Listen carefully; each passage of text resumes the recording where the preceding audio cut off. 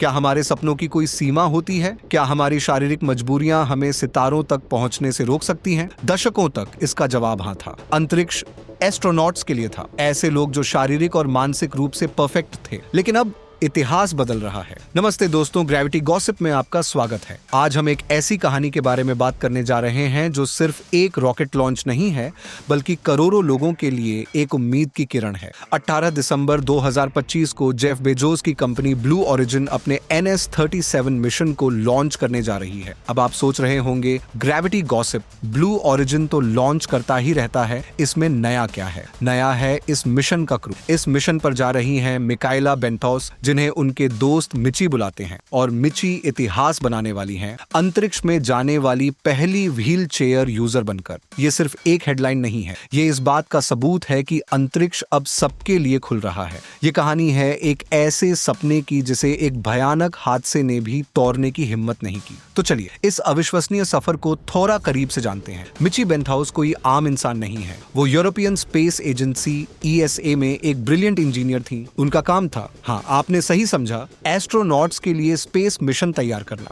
वो हमेशा से अंतरिक्ष से जुड़ी हुई थीं, लेकिन पर्दे के पीछे रहकर दूसरों को सितारों तक पहुंचाने में मदद करती थीं। लेकिन 2018 में उनकी जिंदगी ने एक भयानक मोड़ लिया। एक कार एक्सीडेंट में उनकी रीढ़ की हड्डी में गंभीर चोट आई और वो पैराप्लेजिक हो गए, यानी उनके शरीर का निचला हिस्सा पैरालाइज हो गया। एक पल में उनकी दुनिया व्हील चेयर तक सिमट गई। जिस इंसान का काम ही मूवमेंट और इंजीनियरिंग से जुड़ा था, उसके लिए ये किसी झटके से कम नहीं था। यहाँ पर ज्यादातर लोगों की कहानी खत्म हो जाती है, लेकिन मिची की कहानी यहीं से शुरू हुई। उन्होंने हार नहीं मानी। अपनी इंजीनियरिंग स्किल्स का इस्तेमाल करते हुए उन्होंने न केवल अपनी जिंदगी को एडेप्ट किया, बल्कि ESA के साथ मिलकर पैरास्ट्रोनॉट फीजिबिलिटी प्रोजेक्ट पर काम करना शुरू कर दिया। इस प्रोजेक्ट का मकसद था ये पता लगाना कि शारीरिक अक्षमताओं वाले लोग अंतरिक्ष में कैसे जा सकते हैं। वो खुद एक टेस्ट सब्जेक्ट बन गई ताकि भविष्य में उनके जैसे और लोग भी अंतरिक्ष यात्री बन सकें।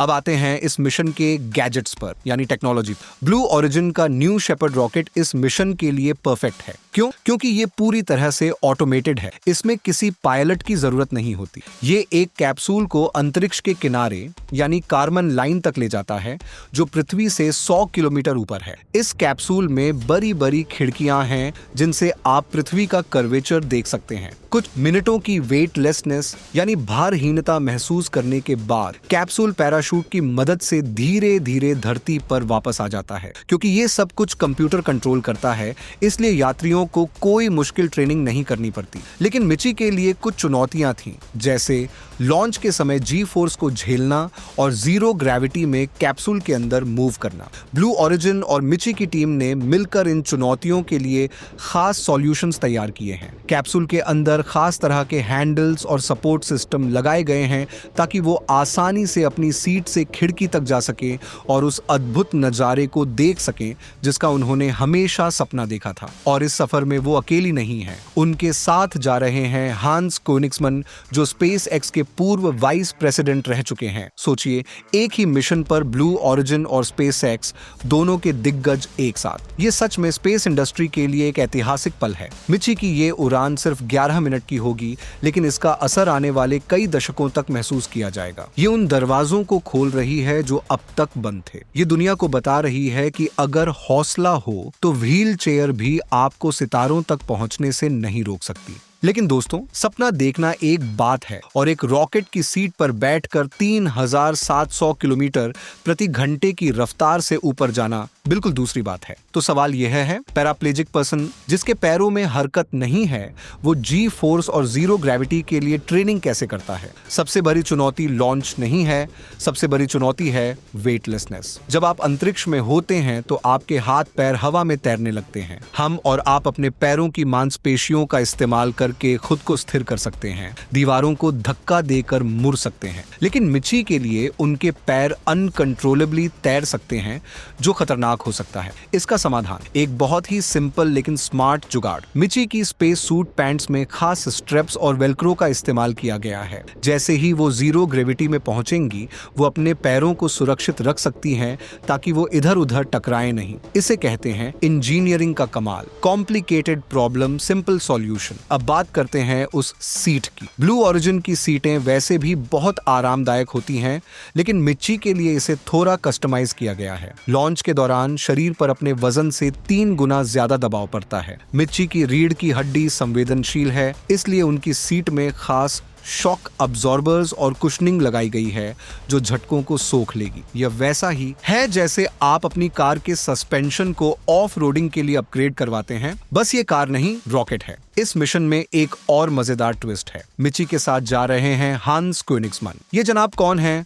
ये स्पेस एक्स के पूर्व वाइस प्रेसिडेंट हैं। जी हाँ, वही स्पेस एक्स जो ब्लू ओरिजिन का सबसे बड़ा कॉम्पिटिटर है। सोचिए, एक तरफ एलन मस्क की टीम का पुराना खिलाड़ी और दूसरी तरफ जेफ बेजोस का रॉकेट। ये हमें सिखाता है कि जब बात मानवता को आगे बढ़ाने की आती है तो कंपनी का लोगो मायने नहीं रखता, अंतरिक्ष हम सबको एक कर देता है। हंस इस मिशन में मिची के मेंटर और साथी की तरह जा रहे हैं, जो उनकी सुरक्षा और अनुभव को और बेहतर बनाएगा। अब जरा कल्पना कीजिए 18 दिसंबर के उस पल की। उल्टी गिनती शुरू होगी। 3, 2, 1 लिफ्ट ऑफ। मिची की व्हील चेयर नीचे धरती पर रह जाएगी और वो आसमान को चीरते हुए ऊपर जा रही होंगी। वो 11 मिनट जब वो अपनी व्हील चेयर से नहीं बल्कि एक रॉकेट से बंधी होंगी। जब वो कार्बन लाइन को पार करेंगी और कैप्सूल की सीट बेल्ट खोलेंगी, उस पल वो विकलांग नहीं होंगी। अंतरिक्ष में हम सब बराबर हैं। वहां कोई चल नहीं सकता, सब उड़ते हैं। मिची का वहां होना सिर्फ उनकी जीत नहीं है, यह उन लाखों लोगों की जीत है जिन्हें दुनिया ने यह कहकर साइडलाइन कर दिया